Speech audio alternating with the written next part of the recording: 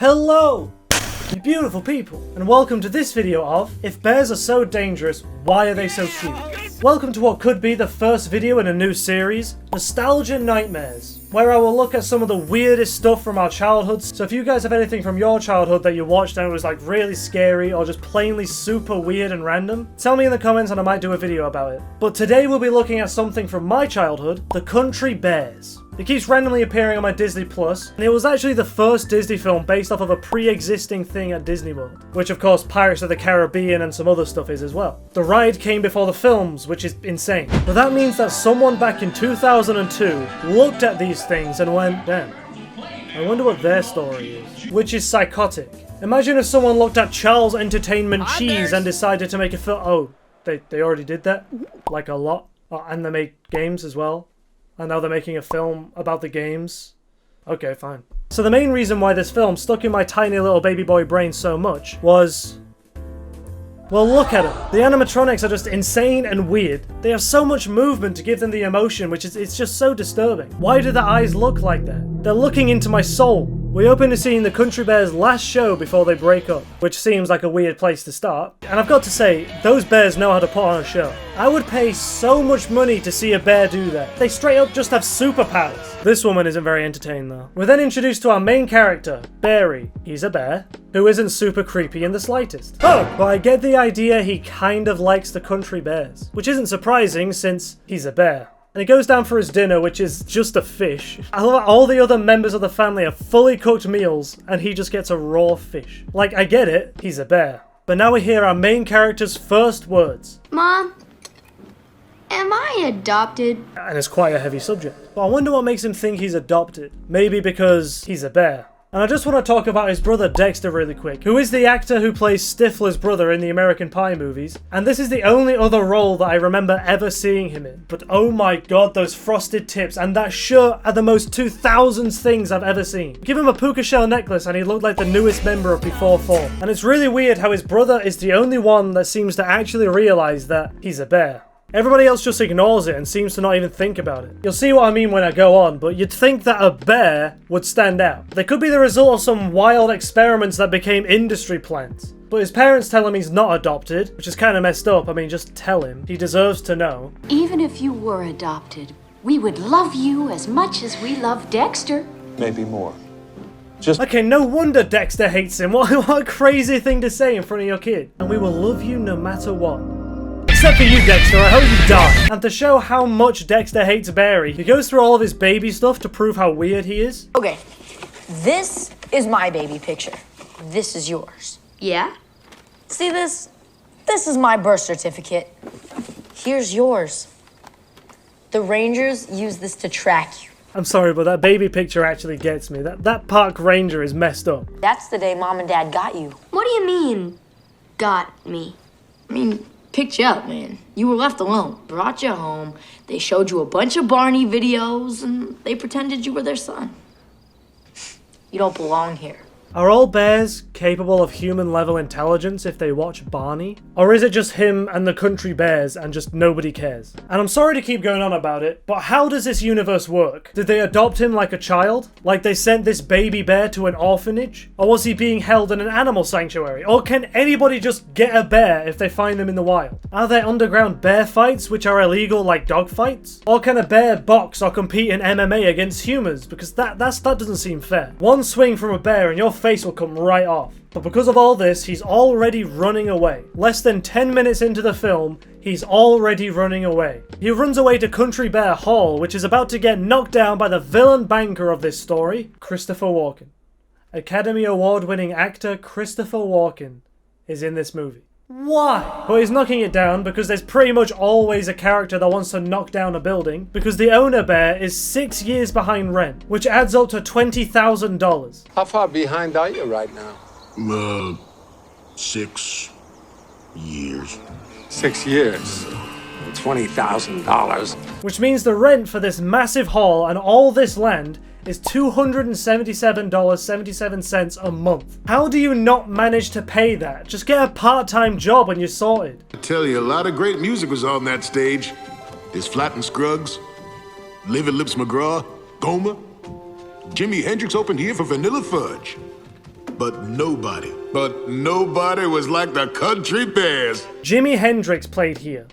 And the Country Bears were bigger than him. If the Country Bears are bigger than Jimi Hendrix in this universe, how do they not have enough money to pay rent? They should have some big ass houses and living in luxury with enough money to last 50 lifetimes. But Barry, the incredibly persuasive bear that he is, convinces him to get the band back together to raise the $20,000 and save Country Bear Hall. So he busts out the old tour bus and the random homeless man, and they go off on the road to get the band back together. Oh yeah. And while this is all going on, Barry's family gets the help of 2 police officers named Ham and Cheats, genius writing I know, with a very real mustache, to start looking for him because he'd literally just disappeared overnight. I think I may have a recent photograph of him if that would help you out. So you're expecting them to find your son without knowing what he looks like? Of course the picture will help. We then meet Fred, a bear voiced by Robert from Everybody Loves Raymond, who actually voices Gusteau in Ratatouille, which I had no idea about, but that's really cool. And he's working security for a music video shoot for Crystal Harris. I have no idea who she is, but she had some wild haircuts and did a song for the Princess Diaries, so maybe some of you know who she is. And this is where you start to realize that this film is kind of a musical. Every time they get a new bear, there's a new song and a fully choreographed musical number, which makes the film just that bit more painful. But before they start this terrible song, there's a moment when she realizes that he's actually a country bear. Wait,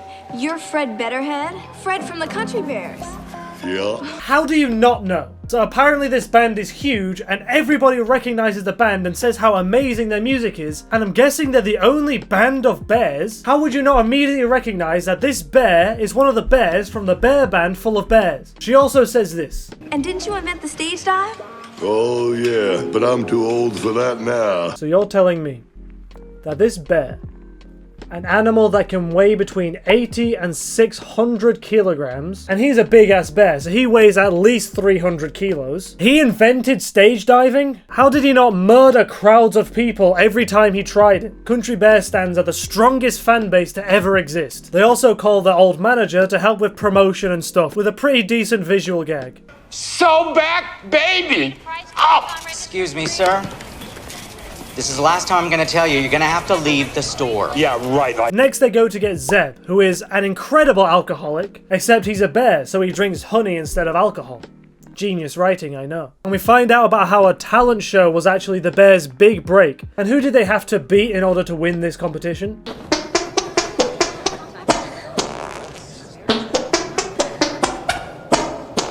Doesn't seem fair putting up a child with arm farts against a group of fully grown bears, but I'll allow it. But at this bar that they go to in order to find Zeb, the bartender is Queen Latifah, because why not? And he has to win a music battle in order to pay off his tab and leave, which means another terrible song. Yay! This woman's loving it though. But now we see Christopher Walken just casually chilling in his office. Oh no! Oh no! Oh no! Country Bear Hall has been crushed! You're telling me that this banker installed a gigantic weight above his desk exclusively for crushing replicas of Country Bear Hall? That must have cost thousands and taken ages to install. He's the biggest hater imaginable. How can you despise bears this much? And now the cops think that the bears have actually kidnapped Barry, which they pretty much have. They've somehow accidentally kidnapped him. They get another bear who's a marriage counselor who says that nobody even knows who they are, and he joins the band after another full-on terrible musical number that happens after people immediately recognize him. And he keeps crying about his wife that left him for a panda real estate agent. Took off with some rich millionaire real estate guy. A panda. What's with the pandas? They get everything. Which I'm guessing means that just all bears have human-like intelligence. But they have a car chase with the police, even though they could easily explain the situation. But now they've actually committed a crime and have actually kidnapped him. We get an actually good visual joke. I lost him. What do you mean you lost him? How do you lose a bus? Bingo, 9 o'clock. I actually really like this one. The heartbroken bear then immediately runs into his ex-wife and they get back together with a song. Are there interspecies relationships in this world? Is that even legal? Because any possible babies would be messed up. So would that be considered bestiality? Or is that racist because they're intelligent beings like us? There are so many questions that would just never be answered. They're great. They were always great. Better than the Eagles. They're better than the Eagles, that band that I only know the one song of, but it absolutely slaps. How do these bears not have any money? And apparently that's actually the founding member of the Eagles, which is another super random cameo for no reason. And we go from this random celebrity cameo straight into another one, and I don't think you are ready for this one. You're the Country Bears, right? Yeah. Well, I'm, Yeah, I know you're a big fan. We get it all the time, and that's real nice, young man, but we gotta run. Thank you very much. Come on, Barry.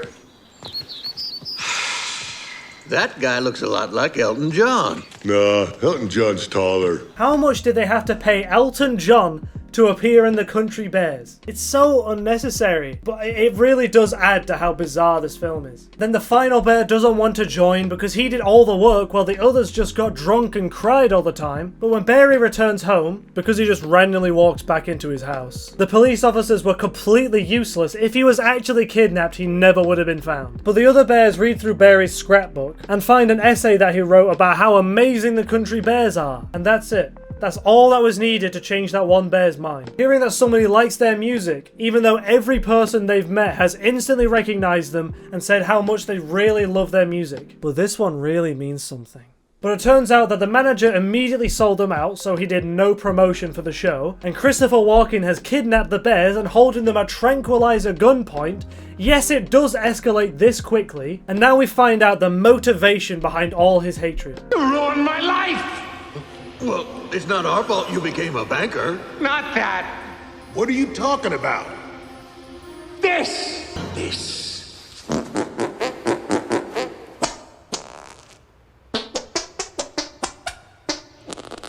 He's the arm fart kid. What a twist! And really though, he's angry that the bears stole his chance at being successful, but did they really? How far did he expect that talent to take him? Was he expecting people to buy arm fart albums? Driving around bumping to a fart version of Funky Town? He was surely going to lose no matter who his opponent was. But they save the bears, get back to the hall where Big Al actually did a bunch of promotions, so there's a big crowd and they raise enough money to save the hall. Oh, Jesus. That's a weird way to end a kid's movie. This movie had a budget of $35 million and only made $18 million back in the box office. Who would have guessed that this would be a critical failure? Overall, it's a movie brought about by the nightmare fuel of animatronic robots that made little baby boy me rather scared. A lot of us had weird childhoods, so we were exposed to very niche and really weird parts of cinema. So I want you guys to tell me what one of the weirdest and scariest films that you watched as a kid that nobody else has heard of in the comments. But thank you so much for watching. Please like and subscribe. It really does mean a lot to me. And if you do, then I will buy one of these bear suits and wear it for a year. Oh wait, that would just make me a furry. Fuck! Have a great day.